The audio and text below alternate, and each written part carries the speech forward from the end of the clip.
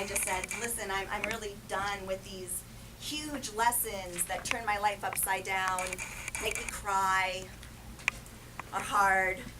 I want something more gentle. So I'll be looking. I'll be looking for answers. I'll be looking for information to help me figure out what I'm supposed to learn that year, that month, that day, right? Because the asphalt, picking the asphalt out of my face every time I fell face first, it just wasn't so pretty, you know. So I made a deal. So one of the things I started to do was have my reading done every year. Now, I don't know a lot about astrology. I don't read my horoscope. I do know what my sign is. Does anybody know what their sign is? Yeah. Good. Yeah. So I know that much. That's about really all I know and all I study. But one of the things that an astrological reading can give you every year is a theme, possibly, for the year, a theme. So my birthday's in July, I'm a Cancer, and every July, if not by August, I have my reading done. Clockwork.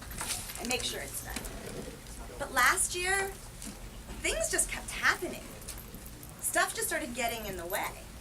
So I went through 3 computers, 2 iPads, a new iPhone, literally things crashing day in, day out. So, you know, the astrological reading, you know, that could be done.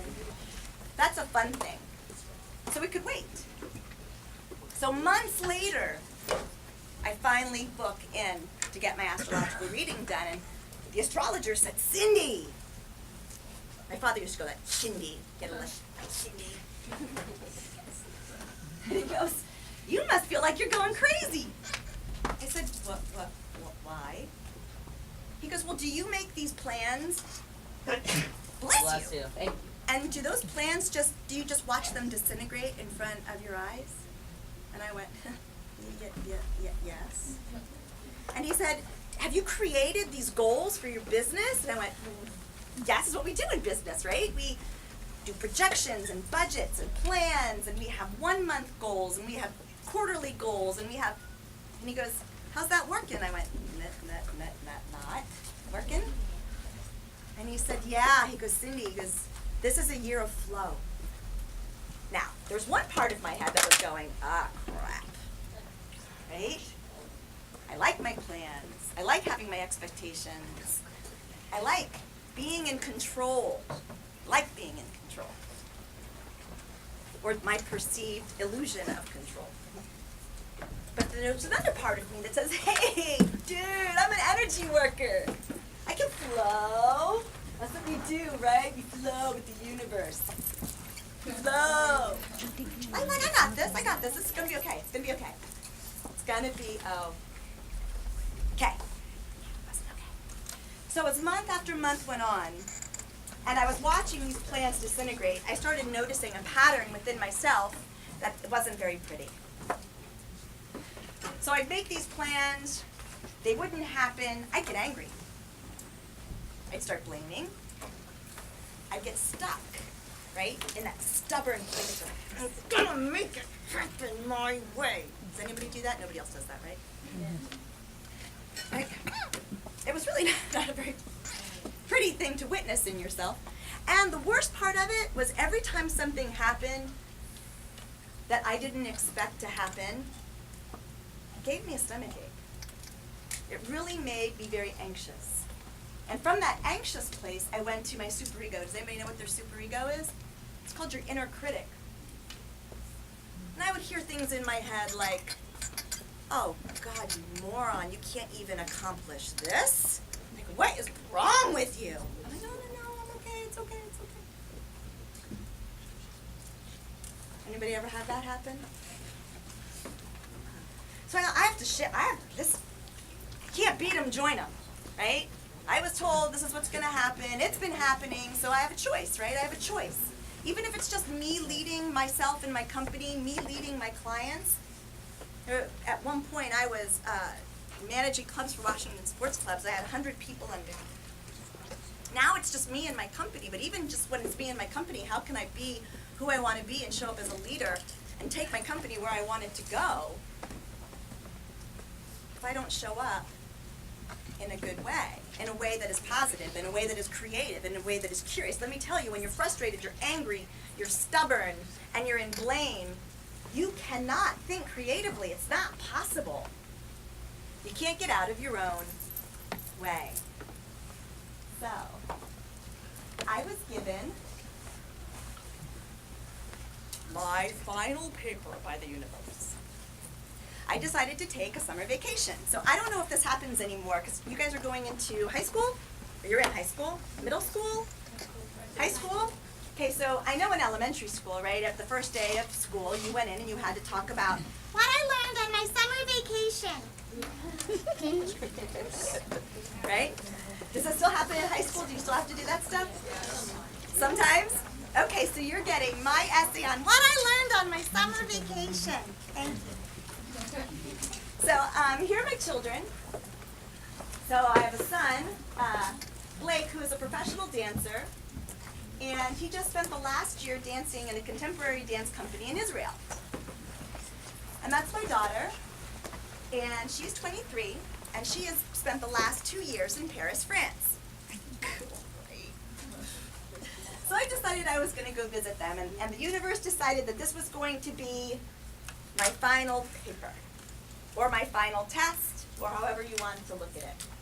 And I knew that I was going to be hitting obstacles every day, and I did. And by this time, I had kind of figured out I needed to show up in a way that was going to be creative, in a way that was going to be positive, in a way that didn't give myself a stomach ache, right? And so I use this time as a way to not just lead me, but also be a leader to my children. I'm still older than them. Right? So I still have to lead sometimes. So these are just some of the obstacles. Now realize that we're going to a country that is based in war.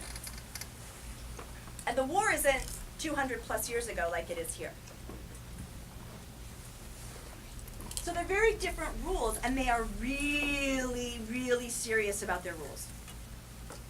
I'm kind of a rule breaker. So, long lines everywhere. You hear about it all the time. You go to Europe, you go to different parts of the world, there are going to be lines everywhere. There were lines everywhere. 2 hours is a minimum to get through security to go into and out of Israel. Oh, my credit card got denied, actually at that hotel. What do you do then? I only had one credit card. Right?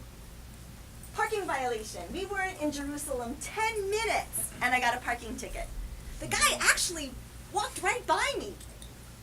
As I walked into the hotel, he walked right to my car and gave me a parking ticket. And parking tickets, you have to pay them where you are. So I couldn't leave Jerusalem without paying my parking ticket. I mean, I could have, but bad things would have happened, right? So we have to pay them in a post office. And has anyone ever been to the DMV? So the post office there is very much like the DMV. You have 3 different types of numbers that you can get based on why you're there. And they call the numbers in a very random, erratic, you have no idea why E99 comes after A5. But somehow it does. And so it took us about 45 minutes to pay our $30 parking ticket. Oh, oops, I booked the wrong flight. Yeah, 1:55, when you're in Europe, is 1:55 in the morning, just so you know. I thought it was 1:55 in the afternoon. Flight had already taken off. Had to buy 2 new tickets. I know. It got more expensive every day. Then we get to Israel, we get to Tel Aviv, and they've already given our car away.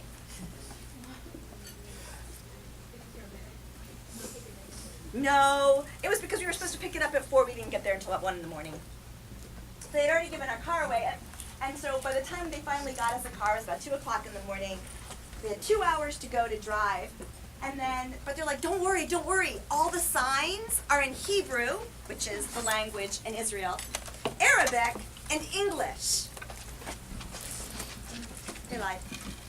Not all of them are in English. So can you imagine? We had all these different obstacles. Oh, and they didn't stop. Oh, car searches. Yeah, we got searched going into a mall. I found out we have biomechanical passports. That was interesting. I had a man try to pay me to get in front of us in the line. Very bizarre. But it didn't stop even when I landed on U.S. soil. I now know what those private customs offices look like. Double zero.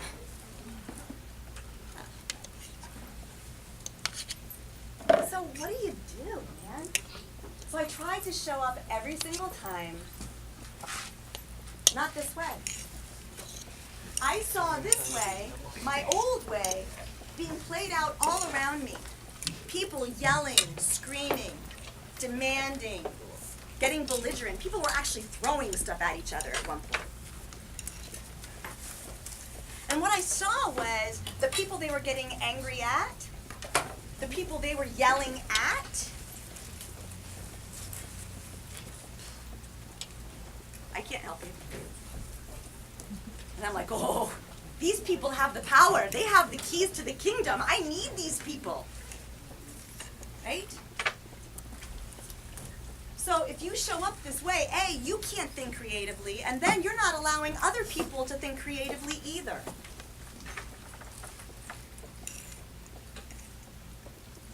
So what choice did I have? I had lots of choices, but I chose to breathe.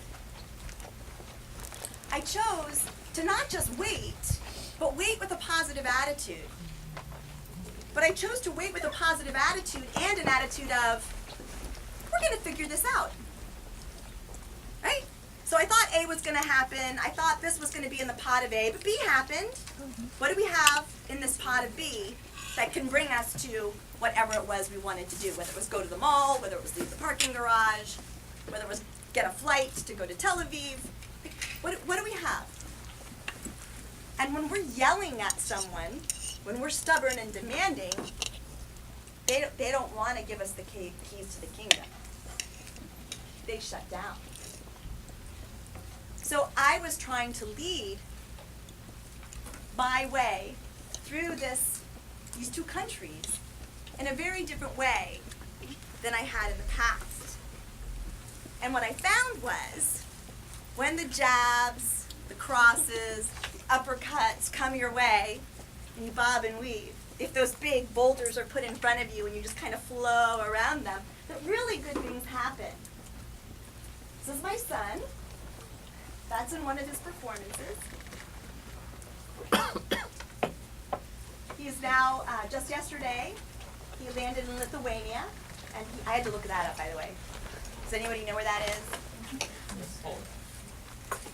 Very good, it's near Estonia, yeah. It's really too close to Russia and Putin for me right now, but it's okay. We floated in the Dead Sea. It wasn't cool. It was very hot, actually. It was very, very hot, but it was really neat. We had people who wanted to take care of us because we were kind and considerate and creative and courteous. And like, I'm just an American who knows nothing about what I'm supposed to be doing here, and I want to work with what you have, and let's just make it happen in the best way that we can. So Tony took care of us in the old city of Jerusalem. My daughter, I don't know if you can tell, but my daughter's blonde. And she was like, Mommy, why are everyone staring at me? And I said, look around, baby. See many blondes? No other blonde. Right? So Tony made sure that she was taken care of. We kept a sense of humor. Right? And even with all that happened, and that's only a fraction of what happened, with all that happened, we didn't even wail at the Wailing Wall. We had every right to. It got wearing. But lesson number one from my summer vacation, what I learned is that obstacles are gonna happen. They're gonna happen. We can't get around it. They're going to happen because what can we control? Ourselves. We want to control other people. We're going to want to control our team. We're going to want to control that person. We can't control that. We can't control the economy. We can't control the marketplace. We can't control. So be ready to bob and weave. Because it's going to happen. It's all in how you show up. So, lesson number 2 Your team follows you. I've been in business a really, really long time. I've been in the business world a really long time. And the president of the company, how he leads or she leads, makes a huge difference in the culture that is below them. Huge difference in the culture that's below them. So, trust. Trust in yourself. Trust in God, the universe, if you believe in such things. If you don't, fine. That there might be another way. That the reason why those obstacles are coming into your path is so that you will think differently. You will source from others, and maybe there's a better way that you haven't seen yet. Flow. It's so much less stressful than anxiety and anger. It is so less stressful than anxiety and anger. Those things take so much energy. So much energy. Kindness is more effective than belligerence. What's the saying? You can get more what with honey? Bees. Catch more bees with You honey. can catch more bees with honey than vinegar, right? So that's something from my day. You don't want that. Kindness is more effective than belligerence. Right? And I saw it over and over and over. This one woman, so we're standing in a tax line. So if you're like from America and you go and you buy something in Europe, then you at the airports you can stand in line and they actually give you the tax back. Right? So it becomes cheaper than if you were to buy it maybe in the United States. So we're standing in this line and there's this woman and she just starts yelling and screaming at the woman that's behind the tax counter. And finally, they were literally throwing papers at each other. It got really, really bad. The woman was screaming in 3 different languages, English, Hebrew, and French. And at one point, she finally walked away. And everybody was really glad when she did. And I don't know whether she gave up $5 or $5,000. I have no idea how much money she gave up by being belligerent. But she did. So who lost? She lost.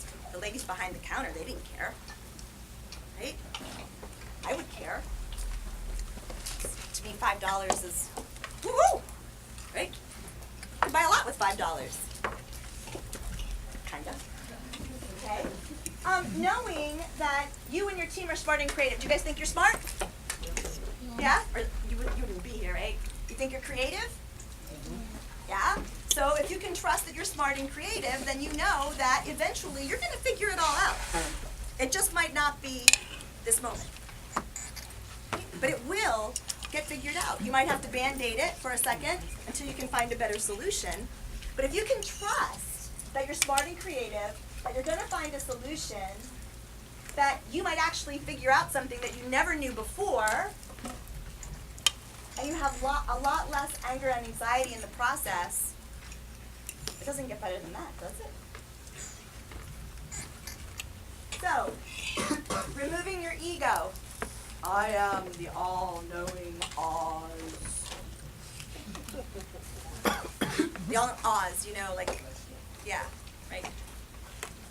So if we lead by, I'm the boss, I'm the one that knows all, I've created these plans, I'm in control, this is my party, and you are just invited. You're not going to be a great leader. If you can look at your team and see that they have resources you don't have, that they have knowledge you don't have, let me tell you, being in Paris with a woman who speaks French fluently, like a Parisian, and knows the metro systems, and I didn't have to think about anything. I just followed her around like I was a little duck. It was awesome, and I got to every place I wanted to go, and saw all the things that I wanted to see, and it was really rocking. And everybody else is going, excuse me, and I'm like, I got it. Great. My son knows the culture of Israel. He also knows Hebrew. He's been taking Hebrew classes every week for the past 12 months. Oh, and this like always has money in his savings accounts. He's been like this since he was like this old. If you ever needed money and needed to borrow some, you went to Blake. Always. And to this day, my credit card got denied. I'm like, Blake. He's like, okay, Mom. Right? And then within like another day, I had it all taken care of in the U.S. and I was able to take it off his card. But that is so awesome. My daughter can find humor in all situations. She was a fabulous navigator. My daughter has had the best sense of direction from the time that she was tiny as well. I can't even find my way out of the parking lot. Honest to God. So having her as my navigator was really cool. I mean, look, there were so many times where I had to step back and let them lead. And it served me. And it served us. And it allowed us to have a far better time. Camels. My daughter was like obsessed with camels. So one time we're driving, and she looks and she has her mouth full of fish. And she's pointing. So we look over and there's this herd of camels. She goes, camel. Yeah, and there was an albino camel in the herd. That was really cool. I mean, so that's something you see here every day, right? Yeah, I made it kind of fun. So, there's a time to listen, a time to learn, and a time to lead. Very important. So, to sum up my summer vacation. A lesson I learned from my summer vacation. You can't control all the variables. So flow, bob, weave. Embrace the challenges. Embrace them. Why not? You have a choice, but the choice isn't necessarily very comfortable. Your team always follows your example. If you blame, what are they going to do? I'm sorry? If you blame, then they blame. If you're anxious, they're anxious. Yeah, see it all the time. So if you breathe and trust, they're then going to do what? Breathe and trust. There are many ways to achieve your ultimate goal. There is not one way. There's not one way. And finally, remove your ego, put it to the side, be willing to lead and learn from those on your team. And if you do those things, this is your recipe to be a great and effective leader. To be a great and effective leader. So, that's my family. How many of you have taken their summer vacation already? Okay, so all the rest of you have not yet taken your summer vacation? So, I'm going to present you with a challenge. My leaders of tomorrow, see if you can lead your parents in a new way on your summer vacation. Because there will be obstacles. My ex-husband tells this really funny story of back then we had station wagons, not Suburbans. So they're in the back of the station wagon, and back then we didn't have to wear seatbelts, so they were sitting in the back. There were seatbelts on, and all of a sudden he sees clothes flying in the highway. And he said, Dad, his dad's like, shut up! I'm driving. Dad, I think you need to pull over, Dad, because the suitcases have opened up and our clothes are now all over Highway 81.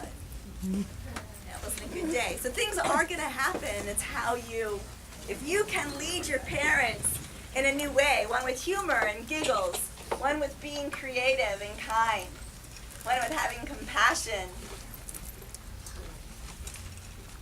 one of showing up with a good attitude, and trusting that you're going to figure it all out, then you can actually help lead your parents in a new way on your summer vacation.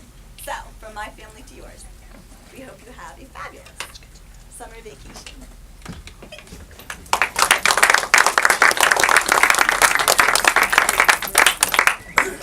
Cindy, now start.